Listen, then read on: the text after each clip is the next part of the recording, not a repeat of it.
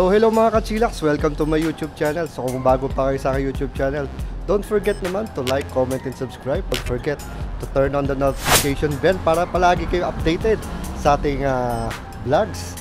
So ang ating content for today, itong same bike brought to you by Electric Mobility Center. Ayun, napakalupit na e-bike, di ba? So ito, iti-test ride na natin. Then long press. Ayan, lalabas yung same bike. Ayan mga ka-chillax, 100%. So tara, let's go. So ano na tayo, independent throttle ang gagamitin natin. So yan. Yes, as you can see, pass 1, 18.4, 18.2.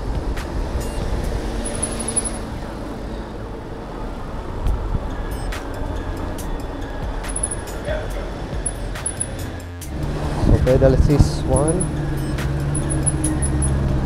Pagkitan natin dito.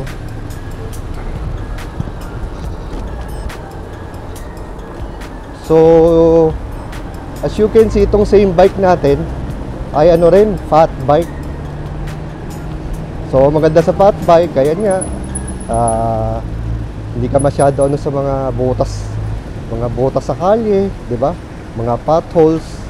Napaka ano, yung ika nga secured ka pagka naka fat tires ka. At syempre ito namang same bike natin ay naka 750 watts, kaya napakalakas nitong bike na to.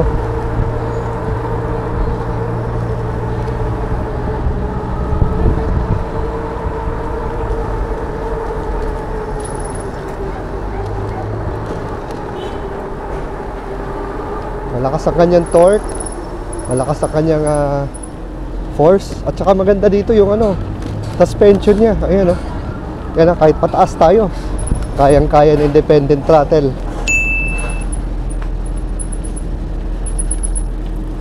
Maganda sa mga big fat bikes na masyado ano, nag-aalinlangan na baka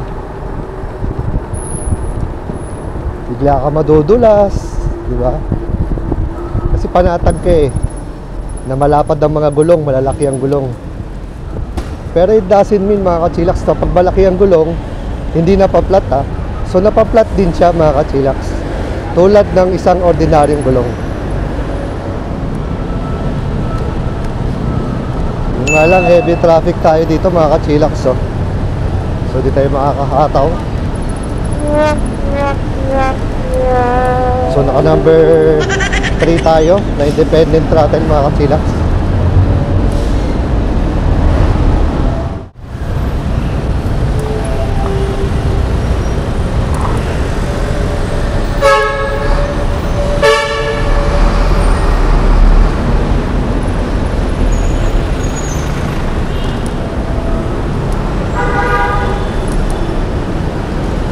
Wala tayong busina.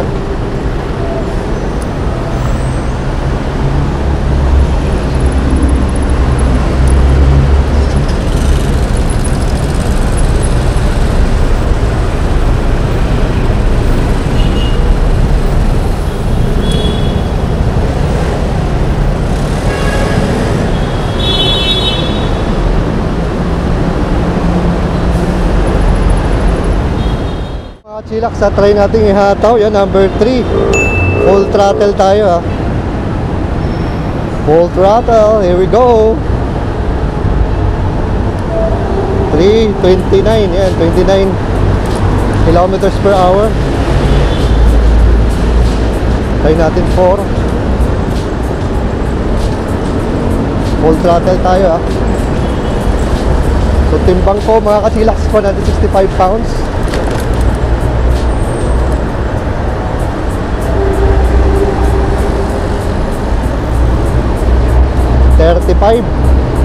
Full throttle tayo, 35, 36. So lagyan natin, todo na natin to. 5.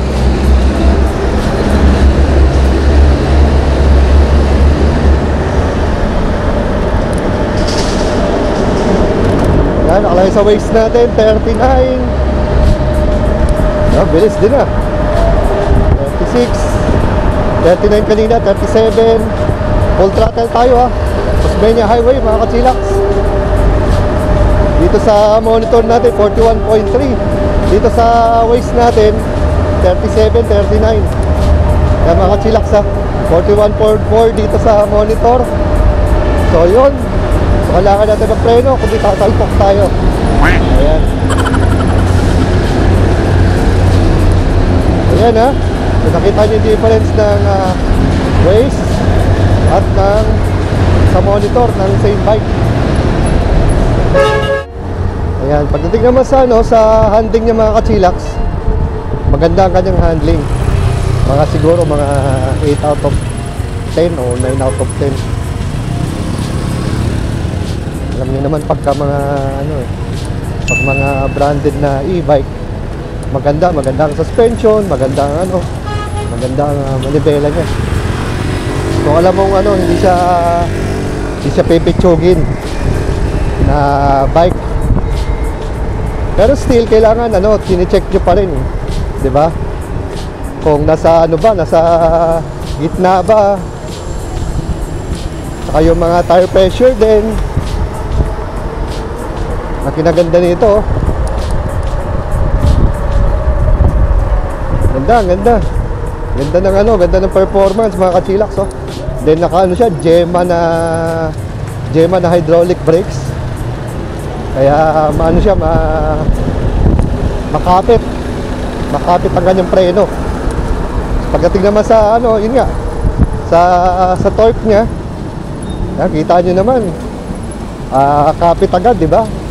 Yung kanyang motor na 750 watts, umaarangkada agad siya mga kachilax. So naman tayo, pedal naman tayo mga kachilax, 1/7. Masarap ang pedalan, malambot, maganda ang kanyang mga gears. Yung alam mo hindi ka hirap magpedal, malambot ang kanyang pedal kahit na naka fat bike ka. So syempre iba pa rin yung medyo kabisado nyo na itimplahin yung pag pedal at saka pagta-throttle.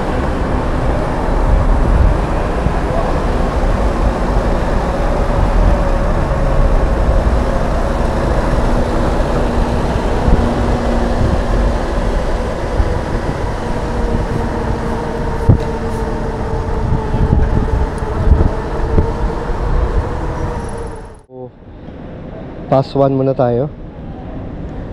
So pedal assist, pedal muna tayo mga kachilax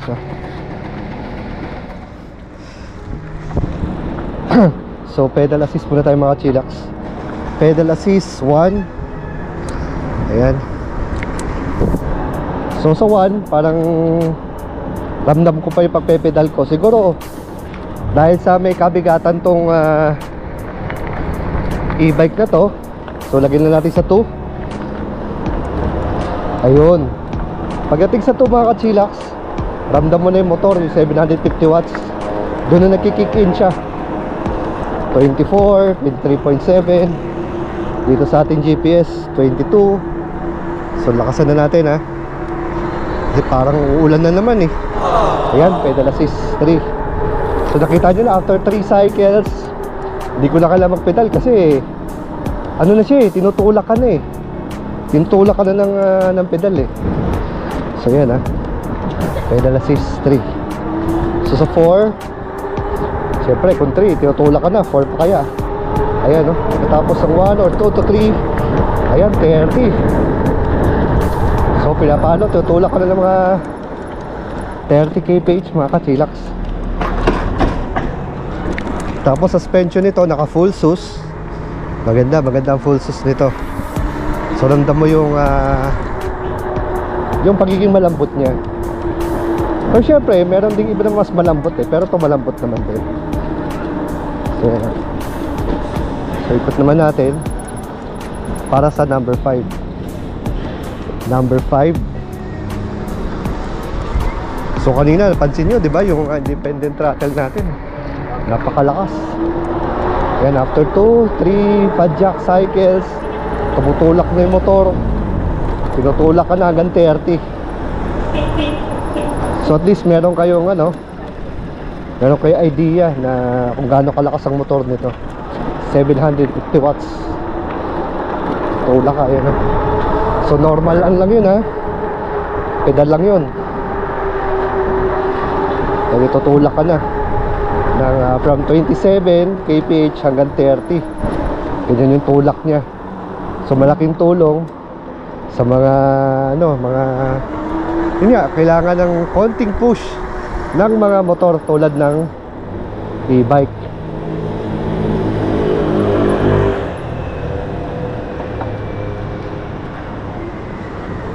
Then yung kanyang handling nito, itong same bike na to, maganda. Ganda ng kanyang shocks, fork, kanyang RD. Pagpe-pedal, wala akong naririnig ng mga cranking sound. Smooth siya, tahimik. Nakita nyo naman yung build nito, laki, di ba? Parang parang alam mo yun, ang laki niya eh. Ang laking bike nito. So hindi siya large, parang siya eh. Ika nga, parang mga pang alam mo yun, mga pang kung sa mga parang pang 4x4 itong mga ganitong klaseng mga itong mga klaseng e-bike, di ba?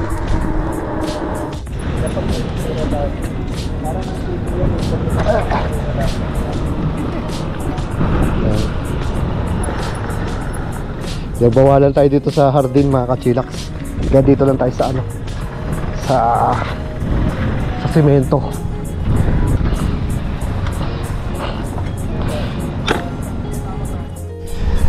So ito mga kachilaks, ang ating same bike electric bicycle. Ayan, kitang kita nyo dito sa nakasulat dyan, same bike.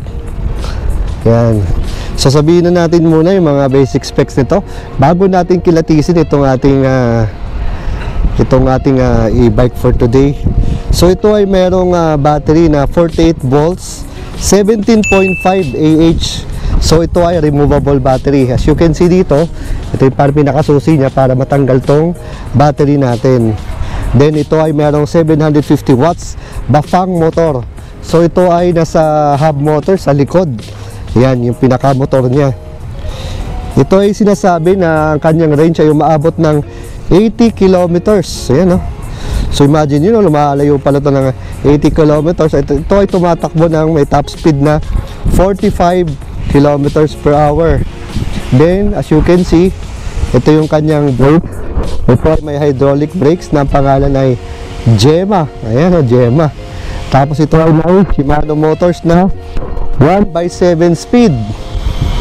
So ito ay naka-RD na Shimano Tourney. Ayan mga kachilaks, Shimano Tourney, naka 7 speed. Ayan. Fat tires na 26/4. Ayan. So 5 to 30 PSI. Crusade ang kanyang sticker. Kenda tires. Then as you can see, ito ay naka full sus. Kasi yung bike na to, ito ay pa fat bike siya, pero napakalaki ng kanyang frame.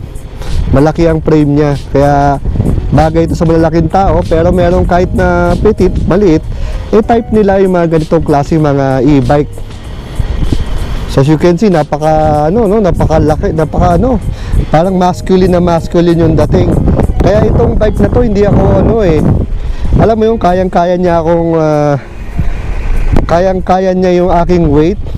Then pang mga pagkabig-kabig ko, ang ganda. So ito mo, sports geometry. Ayan. So alam niyo mga pagkabig-kabig ko, yung kanyang handling, napakasarap, napakaganda. Then ito ay naka full sus, kaya yung kanyang suspension maganda din. Then dahil ito ay naka fat tires at hindi lang to basta fat tires, napakalaking tires, hindi mo masyado ramdam yung lubak. Then ang ganda ng kanyang fork, mga kachilaks. So ito rin ay may suspension din. Then ang kanyang seat post ay naka quick release. Maganda rin ang kanyang saddle, malambot. Then, to kanyang handle grips, tama lang. Yan. Then, pilatisin naman natin ang ano nito, ang LCD monitor nito, long press. Ayan. Katulad sinabi ko, ito palang pinaka-push button niya, on and off niya. So, dito makikita mo yung kanyang monitor. Ewan ko lang mga katsila kung makikita nyo. Makikita nyo yung pedal assist, yung kanyang trip meter. So, ito yung kanyang percentage, battery percentage, yung bar graph niya. So, ito yung parang pinaka-torque power niya. Ayan. So, nakikita nyo kanina, di ba, yung difference ng kph nito dun sa GPS ng Waze ko. So, kayo na bahala pumili kung alin na mas accurate para sa inyo. So, yun. So, ito ang ating same bike. Tapos, meron siyang ilaw dito. Yan o, pinaka spotlight. Napakaliwanag nito mga kachilax. Tapos, pansin ko naman yung kanyang, yung kanyang battery. Maganda naman kahit papaano. Siyempre, malakas ang power na ibinibigay. Tsaka malaking bike to. Natural, medyo mas malakas din yung kuryenteng kukunin niya. Katulad ko, 3, 4, 5 lagi ginagamit ko, 4 and 5 kanina. Dahil humahataw ko, natural, malakas ang kuryenteng kakainin niya, ibabawas niya. Pero hindi naman yung tipong konting piga mo lang, bawas agad. Then ang kanyang mga mga wirings, mga kachilax, ay internal cabling. So nakita nyo, napakalinis niya, di ba? Dito lang, ayan, maraming mga wires dito, pero dito sa frame niya nakapasok ang kanyang mga wires. Tapos ito yung parang pinaka suspension niya. Ayan, so parang lumalaro-laro siya. Then meron siyang side stand dito, meron siyang kasamang reflector dito.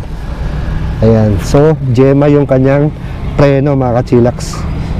Ayan. So dito, para akalain nyo na na naka mid drive siya, pero hindi, naka rear drive lang siya mga kachilax. So ano ba masasabi ko dito sa same bike na to? So ang maganda dito, ang SRP nito ay 95k. Pero syempre sa ating mga subscriber, as low as 5 to 7,000 off lahat na makakapanood sa ating YouTube channel. So ganun kaswerte ang ating mga subscriber mga kachilax kung talagang type nyo itong same bike, e-bike natin. So bisitahin nyo, ilalagay natin sa description box ang address, and syempre i-test drive nyo na rin para malaman nyo yung sinasabi ko. Then ano pa ba, pros and cons. Ayan, pros and cons. Yung pros nito para sa akin mga kachilax ay syempre napakalaki niyang bike. Hindi ko alam kung cons yun o pros malaki siyang bike so kailangan meron talaga yung parking space na para sa ganito malaking bike, hindi naman siya na-fold. And syempre may kabigatan dahil napakalaki nito. So mas malaki to sa dinadala kong Fido na Fido M1 Pro. Yung battery niya tama lang naman ang kain, hindi naman ganun kalakas. So yon. So punta naman tayo sa pros nito. Ano ba ang pros ng isang same bike compared natin sa iba na naka-fat tires, nakatulad nito na ganito ang build na parang XL yung dating parang gano'n kung sa mga damit, di ba? XL, double XL. So itong same bike na to, kung i-compare ako sa mga ibang e-bike na may ganitong klaseng structure, ganitong klaseng make, ganitong klaseng size, mura to. Mura in a sense na 95,000 kasi parang yung mga ibang nasa kategory nito, umaabot po siya ng mga 200 to 300k yung mga kalaban nito, or sabihin natin mga competitors niya. Samantalang dito sa same bike, kahit pa paano, hindi ko na masasabing mura, di ba? Sabihin na natin competitive or much affordable, kasi nga with this kind of size na may fat tires ka na ganito ang specs, naka 750 watts, maganda naman ang battery, maganda ang kanyang frame, di ba? Ayun, naka 26x4, ang laki ng gulong, ay makukuha mo siya as low as 95k, negotiable pa yan mga kachilax, di ba? Dito lang yan sa Electric Mobility Center. So at least mga kachilax, meron ka ng sa ganitong presyo mga kachilax, meron ka ng bike na ganito na hindi ka aabot ng 100k, pero meron ka ng bike na pangmalakasan, di ba? Pwede mo isabak sa trail, di ba? Pwede mong ipamporma dahil parang pang rugged, pang hagad, di ba? 'Di ba? Mga pang rough road na ganito. 'Di ba? Na hindi naabot ng 100k. Samantalang mga counterparts nito ay nasa 200 to 300k. Pataas, ganun siya kamahal. Dito, naglabas ang same bike na tamang-tama lang, tamang timpla lang, na hindi ka naman lugi, 'di ba? So kung hindi ka naman maselan at tamang-tamang budget at naghahanap ka ng mga ganitong klaseng mga pangmalakasang e-bike, 'di ba? I-try nyo na po itong same bike, electric bicycle. So nandiyan na natin mga ang kanyang mga specs, 'di ba? Yung kanang 750 watts, bapang pa yan. Tapos battery na 48 volts, 17.5 Ah, removable, 'di ba? Na may range na 80 kilometers, at nakakatakbo ng 45 kilometers per hour, 'di ba? So imagine niyo, napaka to, mga heavy duty bike na hindi lalampas ng 100k, less than 100k, meron ka na isang heavy duty bike, mga pangmalak. Kanyang independent throttle, thumb throttle, tapos ito yung kanyang plus minus, tapos ito yung pindutan sa pinakamenu niya.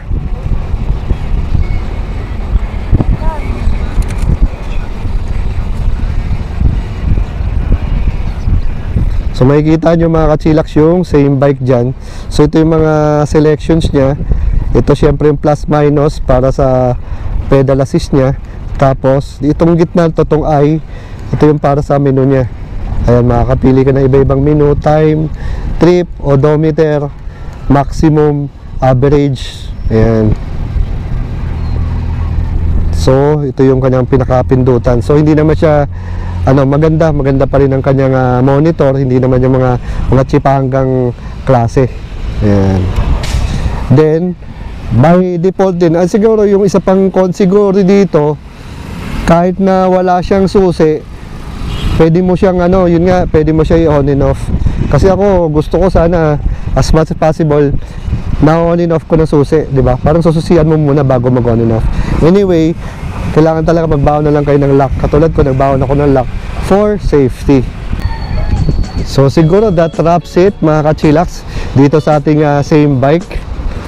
So comment down below kung may mga katanungan kayo, or kung meron akong mga nakalimutan, message na lang po kayo sa EMC, kanilang FB page, kasi masagot naman sila agad doon. Kachilax, sana nagustuhan niyo ating munting content about our featured e-bike for today. Yun ang ating same bike. So till here, this is Well Esquila. Ride safe and God bless.